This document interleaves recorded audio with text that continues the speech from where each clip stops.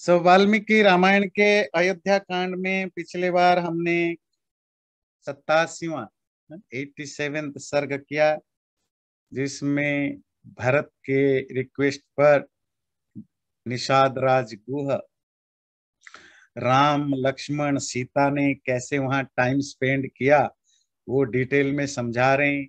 यही अंगूदी का पेड़ है जिसके नीचे दोनों ने सोया था, यहीं बैठे थे।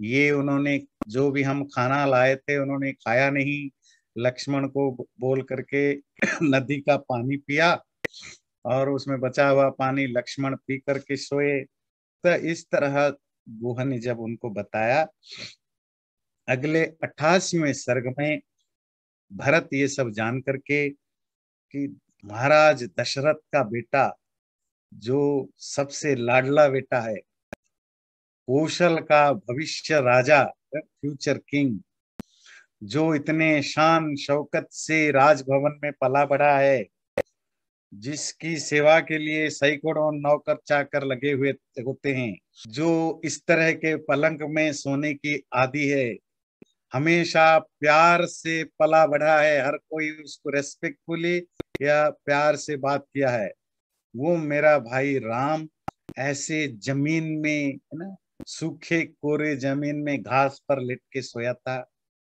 और सीता जो मेरी भाभी, जनक की इतनी लाडली बेटी, दशरथ की बहू, राम की पत्नी, उसको भी देखिए। ये सब चीजें हम सुनते हैं ना, हमें कुछ ज्यादा ज्यादा अंदर से कुछ वो फील नहीं होता। हाँ, आप अपने बच्चों के बारे में सोच के देखिए, और आपका बच्चा जाकर किसी अमेजन के जंगल में नंगा फकीर होकर के कीचड़ में सोए, है ना, और वो फूल फल कुत्ता खाएं और जो मिला उसको शिकार करके ले, तो आपको कैसा फील होगा आप समझ सकते हैं। और सपोज किसी प्रेसिडेंट का बेटा है, कोई रॉयल फैमिली का, किसी ऐसे बहुत ऊंचे खानदान का बेटा जिसको लाइफ में दुख क्या पता नहीं, वो अगर जमीन पर सोता हुआ मिले, सूखा पेट रहे, खाने को पानी ना हो, पहनने को कपड़ा ना हो, फिर सोचिए कैसा फील होता है ना। तो ये कोई सिर्फ फैंटेसी नहीं है, दुख की फैंटेसी, ये रियलिटी है कि कैसे एक इतने बड़े घर का बेटे को किस तरह से गुजरना पड़ा होगा। राम ने तो बिल्कुल नेचुरली उसको ले लिया, पर बाकी लोग इसको समझ नहीं पाते कि हमारे साथ होता तो हम क्या कर पाते। यही भरत सोच रहा है। और धन्य कहें उस लक्ष्मण को जो अपने भाई और भाभी के प्रति पूरी निष्ठा के साथ ये सब सहा और ये सब किया। तो ये सब सुन करके बड़ा व्यथित होकर के रोया, परेशान हुआ। उसके बाद जो भरत बोलता है ये सब सुनने के बाद, अद्य प्रभृति भूमौ तु शयिष्ये हम तृणेषु वा फलमूलाशनो नित्यं जटाचीराणि धारयन् तस्यार्थमुत्तरं कालं निवत्स्यामि सुखं वने तं प्रति श्रवमामुच्य नास्य मिथ्या भविष्यति। आज से मैं कसम खाता हूं, मैं खुद जमीन पर सोऊंगा, भूमौ शयिष्ये तृणेषु वा, या घास पर सोऊंगा, फल मूल रूट या फ्रूट्स खा करके रहूंगा, और हमेशा जटा या चिर, पेड़ों की जो बार्क है, जो छिलके हैं, उसी को पहनूंगा। जैसा राम सीता लक्ष्मण ने जिया है, मैं वही लाइफ जीऊंगा। और राम का जो उत्तर काल है, 14 साल की उनकी कमिटमेंट है, वो 14 साल से जितना साल उन्होंने बिता दिया। इसके बाद का जो लेटर पीरियड है, अहम निवत्स्यामि सुखम बने, मैं खुशी खुशी जंगल में बिता दूंगा। राम की जो प्रतिश्रुति है, जो कमिटमेंट है कि 14 साल वन में रहेगा, वो झूठा साबित नहीं होगा। मैं राम की जगह बाकी समय जंगल में बिता दूंगा, वही जटा और पेड़ों के बलकल या बार्क पहन करके, फल मूल खा करके राम को राजा बनाऊंगा। वसंतम भ्रातुरर्थाय शत्रुघ्नो मानुवत्स्यति लक्ष्मणेन सह त्वार्यो अयोध्याम पालयिष्यति। और मेरे साथ शत्रुघ्न रहेगा, जैसे भाई राम के साथ लक्ष्मण रहा उसकी केयर करने के लिए, मेरे साथ भाई शत्रुघ्न साथ साथ रहेगा। और आर्य राम, बड़े भाई राम लक्ष्मण के साथ अयोध्या का पालन करेंगे। जितना कष्ट उठाना था राम ने उठा लिया, लक्ष्मण को जितना कष्ट उठाना था उठा लिया, सब मेरे कारण। अब ये दोनों राज करेंगे, मैं और शत्रुघ्न दोनों उनकी जगह वनवास में जाएंगे। अभिषेक्ष्यन्ति काकुत्स्थम् अयोध्यायां द्विजातयः अपि मे देवता कुर्युरिमं सत्य मनोरथम। ये अयोध्या में सारे ब्राह्मण लोग काकुत्थ वंश का बेटा राम को कोरोनेट कराएंगे, राज्याभिषेक कराएंगे। मेरी आशा है देवता इसको पूरी करे। प्रसाद्यमान शिरसा मया स्वयं बहु प्रकारम यदि नाभिपत्स्यते ततोऽनुवत्स्यामि चिराय राघवम वने चरन्नार्हति मामुपेक्षितुम। और मैं ये सब बातें जाकर के राम को बोलूंगा, उनके पैर छू करके, उनके पैरों में माथा रख करके हर तरह से समझाने की कोशिश करूंगा।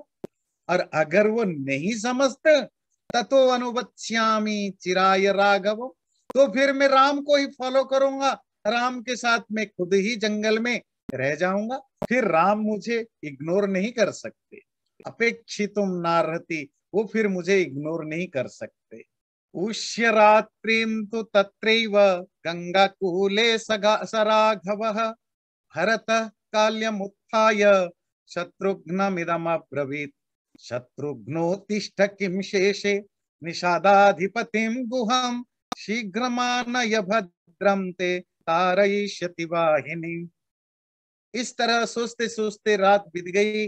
अगले दिन सुबह भरत शत्रुघ्न को उठाया, बोला हे शत्रुघ्न उठो, किम शेषे, अब क्या सो रहे हो, निषादाधिपतिम गुहम शीघ्र मानय, निषाद राज गुह को जल्दी जाकर बुलाओ, तारयिष्यति वाहिनी, वाहिनी कहते हैं सेना, आर्मी, इस आर्मी को वो पार कराएगा, गंगा नदी से पार करवानी है, जाओ जल्दी जल्दी गुह को बुलाओ। ये सुन करके शत्रुघ्न ने बोला जागर्मि नाहम स्वपिमि तमेवार्यं विचिन्तयन् इत्येवम् अब्रवीत् भ्राता शत्रुघ्नोऽपि प्रचोदित। भरत की ये बात सुन करके शत्रुघ्न ने कहा भैया जागर्मि, मैं जगा हुआ हूं, नाहम स्वपिमि, मैं सोया हुआ नहीं हूं। बस आंख बंद करके उस आर्य राम के बारे में ही सोच रहा था कि कितना उन्होंने कष्ट उठाया, कितने नोबेल पर्सन है, अच्छे लोग, मैं बस उन्हीं के बारे में सोच रहा था। इति संवदतो रेव मन्युन्यम नरसिंहयोः आगम्य प्रांजलि काले गुहो भरतम अब्रवीत्। ऐसे ही दोनों भाई बात कर ही रहे थे, तब गुह पहुंच गया और हाथ जोड़ करके भरत से बोला कचित सुखम नदी तीरे अवात्सिहि काकुस्थ शर्वरीम कचित ते सह सैन्यस्य तावत् सर्वम अनामयम्। महाराज भरत, राजपुत्र भरत, क्या आपने शर्वरी मतलब रात को नदी के किनारे ठीक ठीक बिताया, सुखपूर्वक बिताया? क्या आपकी सेना बिना किसी परेशानी, इनकन्वीनियंस से ठीक ठाक रात बिताई? गुह के ये वचन सुन करके राम का अनुवश भरत ने गुह से बोला गुह, हमारी रात बड़ी सुकून से बीती, सुखा शर्वरी राजन, और आपने भी बड़ा हमारी पूजा मतलब हमारी जो आतिथ्य है, तो आपने ऑनर किया हमें। अब हमारी एक रिक्वेस्ट है, गंगा को पार करने के लिए आप अपने जो मछुआरे साथी हैं उनको भेजें, वो अपने नाव से हमें ये गंगा पार करवाएं।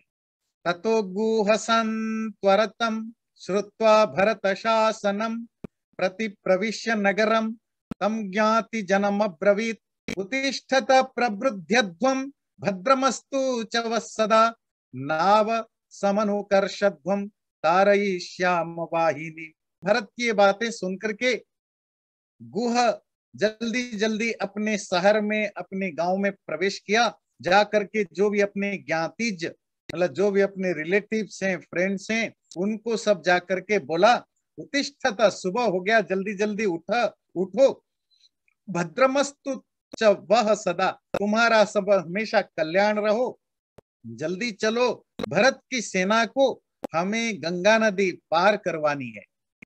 ते तथोक्त समुत्थाय त्वरिता राजशासनात् पंचनावां शतान्यासु समानिन्यो समन्ततः अन्या स्वस्तिक विज्ञेया महाघंटा धरावराः शोभमाना पताका वीर युक्तवाता सुसंभता।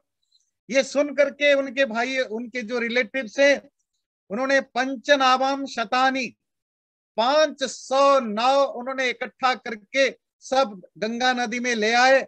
और उनमें से एक नाव जिसका नाम स्वस्तिक है, और उसमें काफी सारे बड़े बड़े घंटा बेल लगे हुए हैं, शोभमाना पताका भी, सारे नाव में झंडे लगे हुए हैं, और वाता सुंदरता, और जो सेल से जो नाव को चलाने के लिए डंडा होता है, वो सब में लगे हुए हैं। ततः स्वस्तिक विज्ञेयाम पांडुकम बल संवृताम सनंदी घोषाम कल्याणीम गुहनावम उपाहरत। निषाद राज गुह, उसने खुद जो स्वस्तिक नाम की जो बड़ी खूबसूरत नाव थी, उसमें सफेद रंग की एक कवर, कंबल उसमें बिछाया, बड़े अच्छे अच्छे साउंड बनाने वाली जो बेल्स हैं वो सब लगाया। तामारुरोह भरत शत्रुघ्नश्च महाबलः कौसल्या च सुमित्रा च याश्चन्य राजयोषितः पुरोहितश्च तत्पूर्वं गुरवो ब्राह्मणश्च ये अनंतरम राजदारा तदैव शकटापणः। और उस नाव को सबसे पहले पुरोहित वशिष्ठ चढ़े, उसके बाद जो उनके गुरु ब्राह्मण लोग हैं उन्होंने चढ़ा, उसके बाद भरत, शत्रुघ्न और उनकी तीनों माएं कौशल्या, सुमित्रा, कैकेयी और जो दूसरे रॉयल लेडीज हैं, उन सब ने नाव पर चढ़े, जो स्वस्तिक नामक नाव है। आवासमदीपयताम तीर्थम चाप्यवगाहताम भाण्डानि चाददानानां घोषस्त्रिदिवमस्पृशत्। जो आवास थे, जो उन्होंने कुटिया टाइप का जो सब बनाया था, उनको सब उन्होंने समेटने लगे। सेना, जिनको जलाना था उन्होंने जला दिया, जिसको बहाना था उनको बहा दिया। जो बड़े बड़े भांड, जो बड़े बड़े बर्तन है, उन सब बर्तन वगैरह को पार करने के लिए व्यवस्था कर दी। और ये जो नाव, किसी में नारी महिलाएं भरी हुई थी, किसी में गाय बकरी या घोड़े वगैरह थे, किसी में ट्रेजरी, बड़े बड़े धन भरे हुए थे।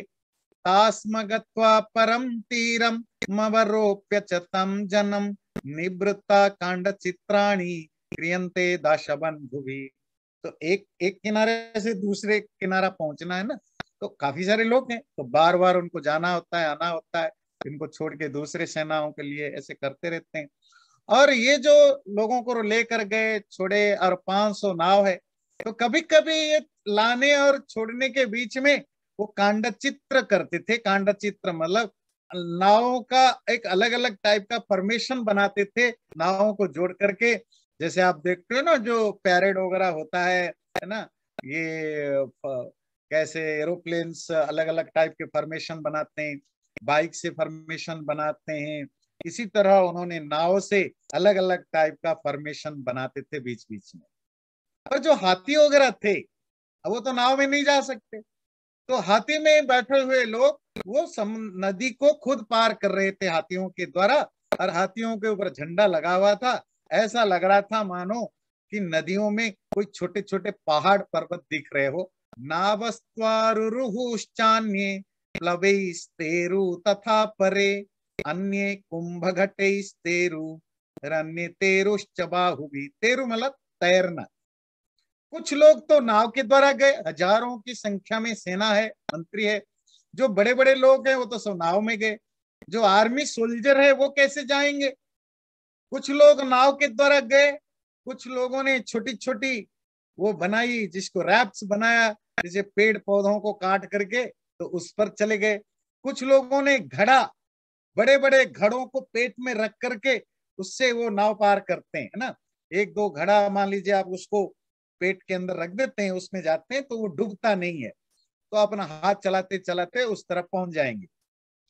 और कुछ लोगों ने बाहुबीही, अपने भुजाओं से पार किया, मतलब तैर करके पार किया।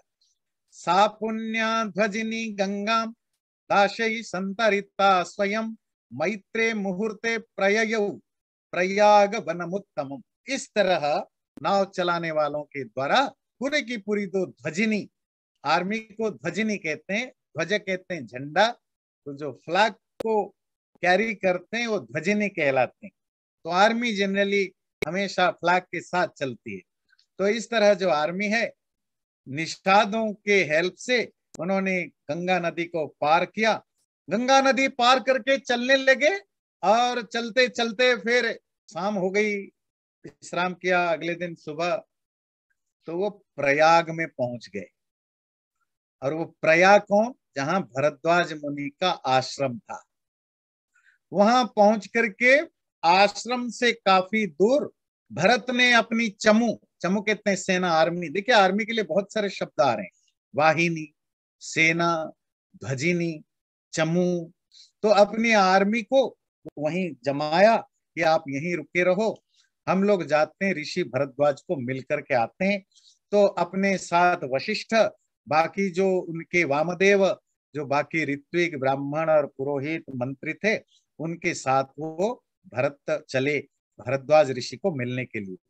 सब्राह्मणस्याश्रममभ्युपेत्य महात्मनो देव पुरोहितस्य ददर्श रम्योटज वृक्ष षण्ढं महत्वनं विप्रवरस्य रम्यम। इस तरह भरत अपने पुरोहित मंत्रियों के साथ उस ब्राह्मण भरद्वाज के आश्रम में पहुंचे। आश्रम कैसा था, रम्य उटज वृक्ष षण्ढम, बड़े प्यारे प्यारे खूबसूरत कॉटेज ना, झोपड़ी थे चारों तरफ, अलग बहुत सारे पेड़ों से भरे हुए थे, बड़े खूबसूरत दिख रहा था भरद्वाज मुनि का वो आश्रम, जो हेर्मिटेज है।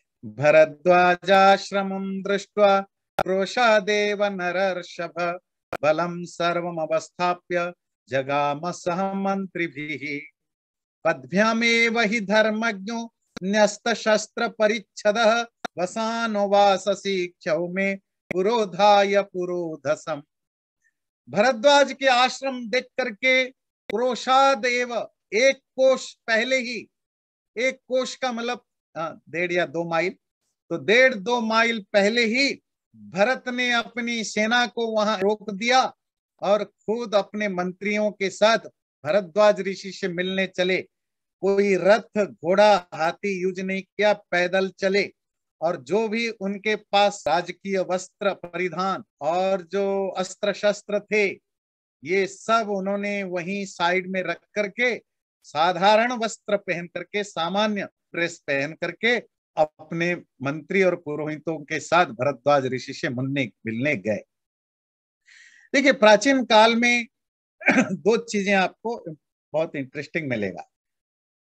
तो वेदों में आता है ना, यत्र ब्रह्म च क्षत्रम च, ब्रह्म शक्ति और क्षत्र शक्ति के बीच में जो हमारे पूर्वजों में, एंशिएंट इंडिया में जो एक हारमोनी थी।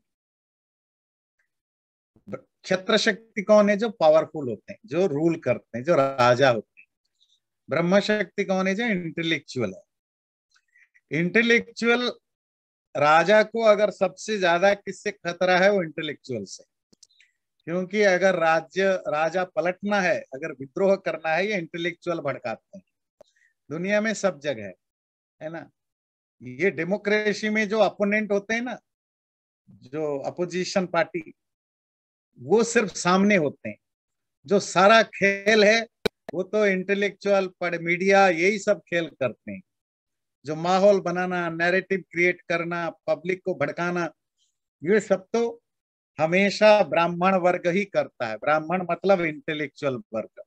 और जहां जहां राजा जो पावरफुल और इंटेलेक्चुअल ग्रुप के बीच, क्षत्रिय और ब्राह्मणों के बीच में अच्छी हार्मोनी बनी रही, वो राज्य ठीक चलता है। जो हमारे धर्मशास्त्रों में वर्णों की जो एक हार्मोनी बनाई गई थी, हर एक का रोल फिक्स है और कोई किसी को ओवर सरपास नहीं करेगा।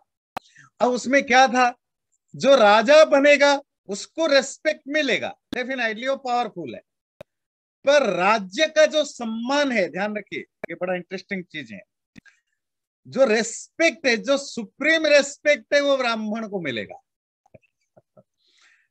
The whole power will go to the Kshatriya and the state respect will go to the Brahman. Division हो गया। इंटेलेक्चुअल को क्या चाहिए, अप्रिसिएशन और रेस्पेक्ट, ऑनर। क्षत्रिय को क्या चाहिए, पावर, रूल करना। तो वो एक एस्टैब्लिश थ्योरी हो गया, क्षत्रिय रूल करेगा, ब्राह्मण गरीब होगा। आपको कोई संस्कृत लिटरेचर में ऐसा कोई कहानी या ऐसा कुछ नहीं मिलेगा अगर ब्राह्मण की बात होती हो और उसमें ये एडजेक्टिव ना हो। क्या, अस्ति कश्चित अमुक नाम दरिद्रो ब्राह्मण, एक अमुक नाम का दरिद्र, दरिद्र समझते हैं, गरीब ब्राह्मण था। गरीबी यहां निंदा नहीं, एडजेक्टिव, एडिशन, गुड एडजेक्टिव, ये उसकी ऑनर है। क्यों, मनुस्मृति धर्मशास्त्र में आता है, ब्राह्मण जब वो खेती करे, बिजनेस करे, तो ब्राह्मण शूद्र से भी गया गुजरा होता है। What does it eat my ब्राह्मण, मतलब ब्राह्मण जाति से नहीं, मतलब पढ़ा जिसका काम है एकेडमिक एक्टिविटीज में बिजी रहे ना, वो अगर पैसा कमाने वाला काम करे तो इसका मतलब वो ब्राह्मण नहीं है, वो तो छोटा हो जाएगा। इसीलिए ब्राह्मण अगर धनी मिलता है, इसका मतलब हिंदी में कहते हैं ना, दाल में कुछ काला है, ये ब्राह्मण नहीं है। ब्राह्मण का मतलब क्या, ब्रह्म को साधने वाला, ज्ञान। ब्रह्म मतलब से परमात्मा नहीं, तो स्पिरिचुअल। ब्रह्म मतलब ज्ञान होता है। ब्रह्म के बहुत सारे अर्थ है, आपको बहुत बार बार डिस्कशन किया है, तो कंफ्यूज नहीं होना। ब्रह्म मतलब ज्ञान, ब्रह्म मतलब परमात्मा, ब्रह्म मतलब आत्मा, ब्रह्म मतलब बच्चा, ब्रह्म मतलब अन्न। ब्रह्म के बहुत सारे अर्थ होते हैं, वो हम बार बार डिस्कस करते हैं। तो ब्रह्म मतलब ज्ञान है। यहाँ ब्राह्मण शब्द ब्रह्म ज्ञान से है, ब्रह्म वेद से है।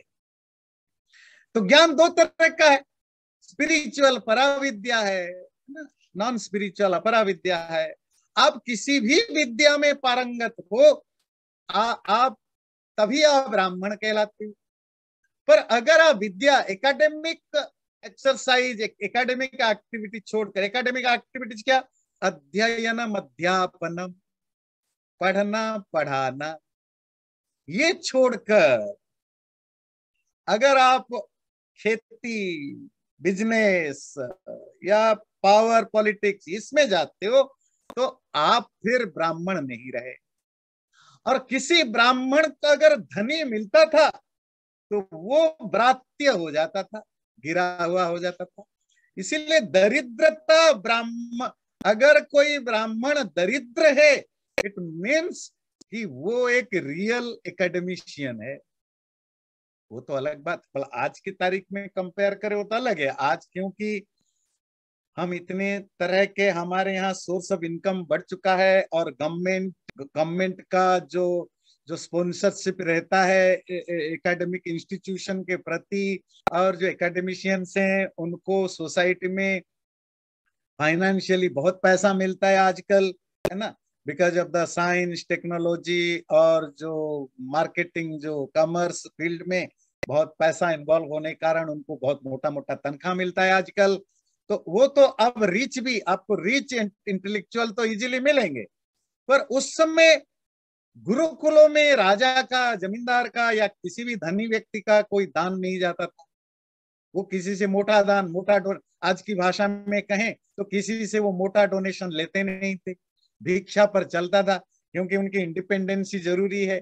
देखिए ये जो ऑटोनोमस, जो ना, ऑटोनोमी ऑफ एजुकेशनल इंस्टीट्यूशंस, ये प्राचीन भारत का कंसेप्ट है, जो बाद में हम कहीं खो बैठे, जिसको वेस्टर्न वर्ल्ड ने अडॉप्ट कर लिया, ऑटोनोमी।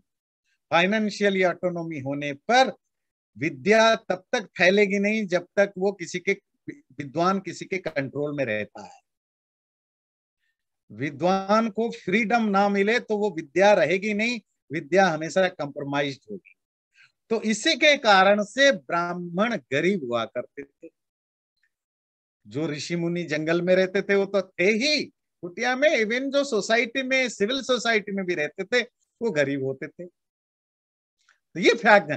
पर वो गरीब होता था, पर ईगो तो उसका भी है भाई। कोई हर कोई स्पिरिचुअली सब थोड़ी है कि ब्रह्म आत्मज्ञान का ब्राह्मण का मतलब थोड़ी है कि आत्मज्ञानी। आत्मज्ञानी तो कुछ गिने चुने होते थे। और नॉर्मल ह्यूमन बीइंग है, एजुकेटेड है या इंटेलेक्चुअल है, एजुकेशन उसका फील्ड है, डजंट मीन कि उसकी अंदर इमोशंस नहीं, ईगो नहीं। अगर वो पावर भी उसके पास नहीं रहेगा, ना मनी पावर है ना रूलिंग पावर है, फिर वो अपने ईगो को सेटिस्फाई कैसे करेगा? तो उसके लिए जो रास्ता निकाला गया कि ब्राह्मण जब आए राजा उसके सामने झुकेगा। सब राजा के सामने सब झुकेंगे, पर जब ब्राह्मण आ जाए सब इन प्लस राजा दोनों ब्राह्मण के सामने झुकेंगे। गरीब ब्राह्मण होगा पर राजा तलवार वहां रख करके आएगा, माथा लगाएगा, तो ब्राह्मण भी खुश, उसको सम्मान मिल रहा है राजा से। और क्या चाहिए विद्वान? सम्मान। राजा भी खुश, कोई इंटरप्ट करने वाला नहीं है। ये इंटेलेक्चुअल कीड़े बड़े खतरनाक होते हैं, इनके दिमाग ज्यादा चलता है, हर जगह ये गड़बड़ करते हैं। ये टॉपिक क्यों उठा? भरद्वाज ऋषि से जब मिलने गए तो अपनी आर्मी को एक कोस 1-1.5 माइल दूर रख करके, अपनी सारे रॉयल ड्रेस वगैरह को छोड़ करके, अस्त्र शस्त्र छोड़ करके, हाथी घोड़ा रथ वगैरह छोड़ करके, पैदल चल के सिंपल कपड़े पहन करके गए। क्योंकि भरद्वाज ऋषि, आप जब किसी ज्ञानी ऋषि के साथ मिलने जाते हो, अपनी अहंकार रॉयलिटी के साथ जाओगे, ये आपकी आपकी ईगो को झलकाएगा कि आप बड़े हो। और ऋषियों के सामने जब जाओ तो आप उनके छोटे बन के जाना होता है। ततः संदर्शने तस्य भरद्वाजस्य राघवः मंत्रिण स्थान अवस्थाप्य जगामानुपुरोहितम।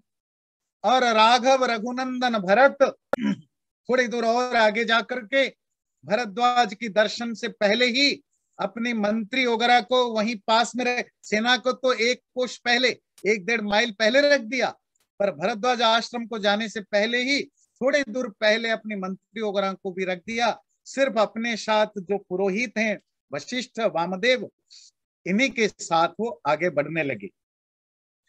वशिष्ठमथ दृष्ट्वैव भरद्वाज महातपः संचचालासनातूर्ण शिष्यानर्घ्यमिति ब्रुवन्। जब भरद्वाज ऋषि ने वशिष्ठ को देखा राम के साथ, वो फटाफट अपने आसन से संचचाल खड़े हो गए, तूर्णम जल्दी से, वो शीघ्रता से खड़े हो गए और शिष्यों को बोला अर्घ्य लाया करो, अर्घ्य लाओ। समागम्य वशिष्ठेन भरतेनाभिवादितः अबुध्यत महातेजा सुतम दशरथस्य तम। भरद्वाज ऋषि वशिष्ठ से मिलकर के भरत के बारे में उन्होंने जाना। वशिष्ठ ने इंट्रोड्यूस कराया होगा, ये भरत है, दशरथ का दूसरा बेटा है जो आपसे मिलने के लिए आया है। भरद्वाज ऋषि अपने आसन से उठ गए वशिष्ठ को देख करके। आसन से उठने का मतलब क्या होता है? रेस्पेक्ट करना, शो योर रेस्पेक्ट। वशिष्ठ को क्यों? क्योंकि वशिष्ठ उस समय के ऋषियों में सबसे ज्यादा रिस्पेक्टेबल ऑनरेबल ऋषि माने जाते थे। उनकी तपस्या, उनकी सिद्धि सबसे बड़ा माना जाता था। तो कोई भी ऋषि मुनि हो, जब वशिष्ठ आए तो वो स्वाभाविक रूप से उनके लिए भक्ति, जैसे आप अपने गुरु को देख करके खड़े हो जाते हो या कोई बहुत बड़े ज्ञानी विद्वान के देख के खड़े हो जाते हो, तो इसी तरह अल्दो वशिष्ठ दशरथ के राज्य में राजगुरु हैं, राजपुरोहित हैं, उसके बावजूद भी ऋषियों में उनकी जो निष्ठा, उनका त्याग, उनकी तपस्या उनकी जो आत्मज्ञान के प्रति किसी को कोई डाउट नहीं है, इसीलिए जहां भी वशिष्ठ जाते हैं लोग खड़े हो जाते हैं। तो इसी तरह भरद्वाज ने जब वशिष्ठ को देखा, सम्मान से जल्दी खड़े हो गए और शिष्यों को बोला अर्घ्य लाओ। पहले भी ये आया है अर्घ्य और पाद्य। जो कोई गेस्ट आता था प्राचीन काल में तो उसको 4 चीजों से सत्कार किया जाता था। पहले पाद्य, फिर अर्घ्य, फिर आसन, फिर फल।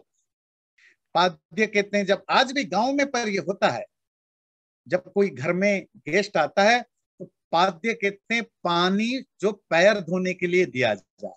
पैर धोने के लिए जो पानी उसको पाद्य, हाथ मुंह वगैरह धोने के लिए जो पानी उसको अर्घ्य, और पीने के लिए जो पानी उसको आचमनीय कहा जाता था। फिर उसके बाद दिया जाता था आसनम समर्पयामी, बैठने के लिए आसन दिया जाता था। तो वशिष्ठ जब आए तो भरद्वाज ने अपने शिष्यों के कहा कि अर्घ्य लाओ, हाथ मुंह धोने के लिए वगैरह पानी लाओ। उसके बाद उनकी आपस में जो बातचीत हुई, तो बातचीत के प्रसंग में वशिष्ठ ने भरत को इंट्रोड्यूस कराया, क्योंकि भरद्वाज वशिष्ठ को जानते हैं, भरत को तो नहीं जानते, तो दशरथ को जानते हैं। तो उन्होंने कहा ये भरत है, ये उनका मझला बेटा है, और इस तरह उन्होंने इंट्रोड्यूस कराया। ताभ्याम अर्घ्यम च पाद्यम च दत्वा पश्चात फलानि च अनुपूर्व्यात् च धर्मज्ञ पप्रच्छ कुशलम कुले। ये आ गया ना अर्घ्य और पाद्य। भरद्वाज ऋषि ने भरत और वशिष्ठ और जो भी उनके साथ वामदेव थे उनको उन्होंने अर्घ्य, हाथ मुंह धोने के लिए जो पानी अर्घ्य और पैर धोने के लिए जो पानी पाद्य दिया। बाकी चीजें उसमें स्किप कर गया, वो सब अंडरस्टूड है। उसके बाद उनको फलानि च, और क्योंकि ऋषियों का आश्रम है, वहां तो कोई कुक्ड फूड आपको मिलेगा नहीं, पका पकाया खाना मिलेगा नहीं। ये ज्यादा से ज्यादा फल और मूल, मूल मतलब रूट या फ्रूट, यही मिलेगा, या पत्ते मिलेंगे, और तो कुछ मिलेगा नहीं, या रस वगैरह मिलेगा, फल रस वगैरह। तो उन्होंने फल वगैरह ऑफर किया। फिर धर्मज्ञ ने, उस जो धर्म को ठीक ठीक समझने वाले भरद्वाज ने भरत से कुशल क्षेम, मतलब कैसे हैं क्या है, ये सब उन्होंने इंक्वायरी किया उनकी फैमिली के बारे में। क्या पूछा? अयोध्यायां बले कोशे मित्रेष्वपि च मंत्रिषु जानन दशरथम वृत्तम न राजा न मुदाहरत। भरद्वाज ने पूछा, जब राजा से पूछा जाता है कुशल क्षेम, क्या पूछा जाएगा? अयोध्या कैसी है, आपकी आर्मी सब ठीक है कि नहीं, आपकी ट्रेजरी रेवेन्यू ठीक आ रहा है कि नहीं आ रहा है, आपकी जो फ्रेंडली कंट्रीज सब ठीक है कि नहीं, आपकी जो मिनिस्टर्स हैं वो सब ठीक है कि नहीं। भरद्वाज ने जानबूझ के दशरथ के बारे में पूछा नहीं, क्योंकि उनको दशरथ के बारे में पता था। हम लोगों का कुशल क्षेम जब पूछते हैं, कुशल क्षेम मतलब वेलबींग पूछते हैं, हर व्यक्ति की बैकग्राउंड देख के पूछते हैं, है ना। अब एक जैसे अभी भरत पूछेगा, आप देखेंगे भरद्वाज जी को क्या पूछा, अभी पढ़ेंगे कि आपके आश्रम में सब शिष्य आपके ठीक हैं, आपके पेड़ पौधे सब ठीक हैं, यहाँ के पशु पक्षी जो जानवर हैं सब ठीक हैं।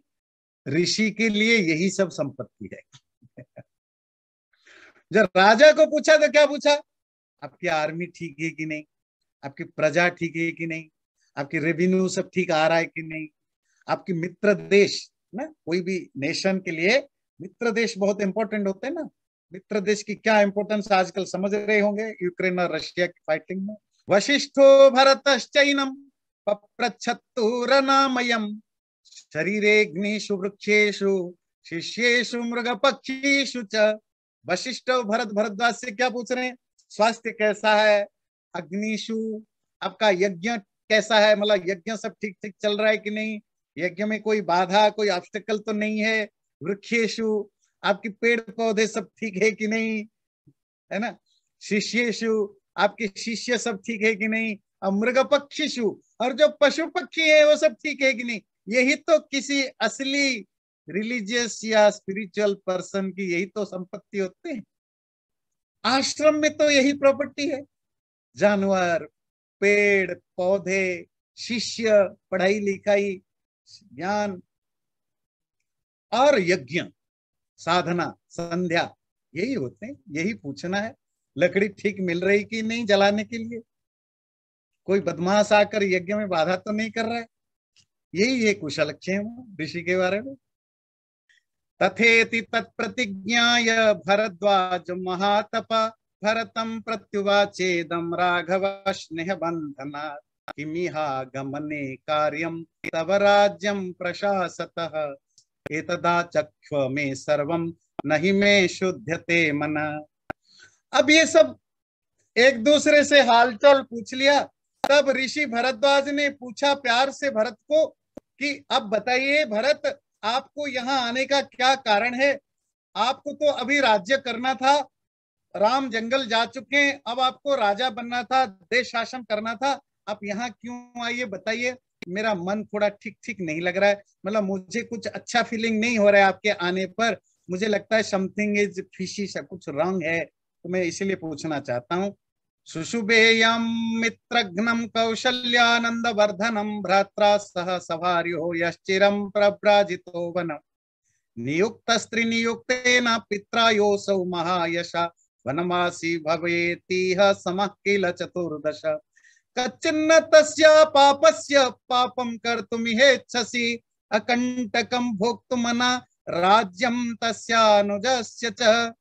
भरद्वाज ने कहा भरत, मेरे मन में थोड़ी शंका है, डाउट है आपके यहाँ आने पर, कहीं ऐसा तो नहीं कौशल्या के आनंद देने वाले कौशल्या का एकमात्र बेटा राम अपनी भाई और पत्नी के साथ तुम्हारे पिता के कहने पर जंगल चला गया, किसी स्त्री के द्वारा प्रेरित होकर तुम्हारे पिता ने जो राम को जंगल भेजा उसके कारण वो जंगल चला गया।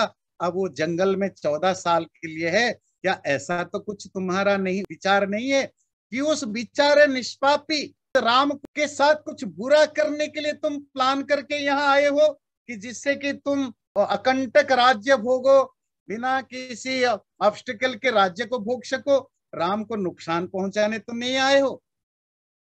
तब भरत कहता है एवं मुक्तो भरद्वाजम भरत प्रत्युवाच पर्यश्रुनयनो दुःखाद् वाचा संसज्जमानया हतोस्मि यदि मामेवं भगवान अपि मन्यते मत्तो न दोषमाशंके नैवं मामनुशास्तु ही। इस तरह भरद्वाज से सुनकर के भरत बहुत दुखी, आंखों से आंसू बहते हुए, बड़े संकोचित, गले से आवाज नहीं निकल रही थी, बड़े मुश्किल से आवाज निकल करके बोला हे भगवान भरद्वाज, हे ऋषि भरद्वाज, आपसे ये बात सुनकर के मैं तो आज मरी गया। प्लीज मेरे में ये दोष की आशंका मत करिए, मुझे डाउट मत करिए मेरे चीजों पर। मद अंतरे, मेरे एब्सेंस में मेरे माँ ने जो कुछ किया या कहा वो मेरा इष्ट, मेरे डिजायर्ड, मेरी इच्छा नहीं थी। नाहमेतेन तुष्टश्च तद वचनम आदते, और मेरे माँ ने जो कुछ भी कहा या किया उसमें मैं तुष्ट भी नहीं हूं। ना मेरा इष्ट है, इष्ट मतलब डिजायर था, ना तुष्ट हूं, ना I am satisfied with this, ना मेरी इच्छा थी, ना उससे मैं खुश हूं। अहम तु तम नर व्याघ्रम उपयात प्रसादक प्रतिनेतु मयोध्याम च पादौ तस्याभिवंदितुम त्वं मामेवं गतं मत्वा प्रसादं कर्तुमर्हसि शंसमे भगवन्नाम क्व संप्रति महीपति। हे भगवान भरद्वाज, मैं इसीलिए आया हूं, मैं उस नरसिंह, नरों में शेर की तरह जिस भाई राम को ढूंढने के लिए, पादौ अभिवंदितुम, उसकी पैर को वंदना करने के लिए, और प्रतिनेतुम अयोध्याम, अयोध्या वापस लेने के लिए मैं आया हूं। मैं आपके पास इसीलिए आया हूं, मेरे ऊपर कृपा करें। अगर आपको पता है मुझे बता दें कि मेरे भाई राम कहाँ पर हैं, आपसे ये पता करने के लिए आया। उसके बाद वशिष्ठाधिविरित्विग्भिर याचितो भगवान स्तत उवाच तम भरद्वाज प्रसादात् भरतं वच त्वयेतत् पुरुष व्याघ्र युक्तं राघव वंशजे गुरुवृत्तिरिदमश्चैव साधूनाम अनुयायिता। और भरत ने तो बोला, उसके अलावा भी जो वशिष्ठ आदि जो दूसरे ऋषि थे उन्होंने भी भरद्वाज को कहा, समझाया कि भरत किस तरह का व्यक्ति है। ऐसा नहीं है। ये सब सुनकर के भरद्वाज बड़े खुश हुए, खुश होकर के बोले, मुझे आपसे यही एक्सपेक्टेशन था भरत, तुम ऐसी इसी तरह का व्यक्ति जरूर हो। बस मैं थोड़ा पक्का करने के लिए आपको पूछा, पर मैंने आपका व्यवहार देखा, जो आपकी गुरुओं के प्रति जो वृत्ति है, अपने बड़ों के प्रति जो आपका सम्मान भाव है, दम, जो आपकी इंद्रियों पर जो आपका कंट्रोल है, और जो अच्छे लोगों को आप फॉलो करते हो, साधु नाम अनुयायिता, वशिष्ठ जैसे ऋषियों का जो आप फॉलो करते हो, उससे मैं पक्का हूं कि तुम ऐसा कुछ गलत नहीं कर सकते हो, और इससे तुम्हारी कीर्ति बढ़ेगी। जाने च रामं धर्मज्ञं ससितं सह लक्ष्मणं, असौ वसति ते भ्राता चित्रकूटे महागिरौ, स्वस्तु गन्तासितं देशं वसाद्य सह मंत्रिभिः, एतन्मे कुरु सुप्राज्ञा कामम कामार्थ कोवित। और भरत मैं जानता हूं ये धर्मज्ञ, धर्म को पालन करने वाला राम कहां पर है, अपनी पत्नी सीता और लक्ष्मण के साथ। तुम्हारा भाई राम अपनी पत्नी सीता और भाई लक्ष्मण के साथ इससे थोड़ा आगे चित्रकूट पहाड़ी पर वास करते हैं। आज रात को आप यहीं रुक जाइए अपनी मंत्री और सेना के साथ, अगले दिन सुबह आप चले जाना। ततस्तथेत्येव मुदार दर्शन प्रतीत रूपो भरतो ब्रवीत, चकार बुद्धिं च तदा तदाश्रमे निशा निवासाय नराधिपात्मजः। इस तरह भरद्वाज ऋषि के द्वारा निमंत्रित कर दिए जाने पर भरत ऋषि ने हाँ कहा, और अपने माइंड को भी मेकअप किया कि आज रात को इसी भरद्वाज के आश्रम के पास ही हम सब ठहरेंगे, अगले दिन सुबह हम चलेंगे राम सीता और लक्ष्मण की खोज में चित्रकूट के। और अगले बार ये हम जानेंगे।